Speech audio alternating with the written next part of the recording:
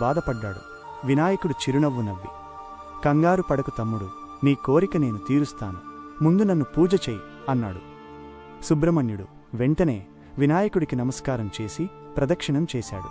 అప్పుడు వినాయకుడు, నువ్వు వృద్ధ బ్రాహ్మణుడి రూపంలో వెళ్ళి అక్కడ నించో అని సలహా ఇచ్చాడు. సుబ్రహ్మణ్యేశ్వర స్వామి అలాగే చేసి వృద్ధ బ్రాహ్మణుడి రూపంలో అక్కడ నిలబడి ఉన్నాడు. అదే సమయంలో వల్లీదేవి తన చెలికత్తెలతో కలిసి ఆ ఉద్యానవనంలోకి వచ్చింది. ఇంతలో వినాయకుడు పెద్ద ఏనుగు రూపంలో మారి పిచ్చెక్కినట్లుగా పెద్ద గీంకారం చేస్తూ అందర్నీ భయపెట్టాడు. అయ్యబాబోయ్, పిచ్చెక్కిన ఏనుగు వస్తోంది, చంపేస్తుందేమో అని వల్లీదేవి భయంతో పరుగుతీసింది. రక్షించేవాళ్లు ఎవరని చూస్తూ అక్కడ నిలబడిన వృద్ధ బ్రాహ్మణుణ్ణి తన మనవరాలు అనుకుని గట్టిగా కౌగిలించుకుంది. వల్లీదేవి ఆ వృద్ధ బ్రాహ్మణుణ్ణి కౌగిలించుకోగానే వినాయకుడు తన ఏనుగు రూపాన్ని మాయం చేశాడు.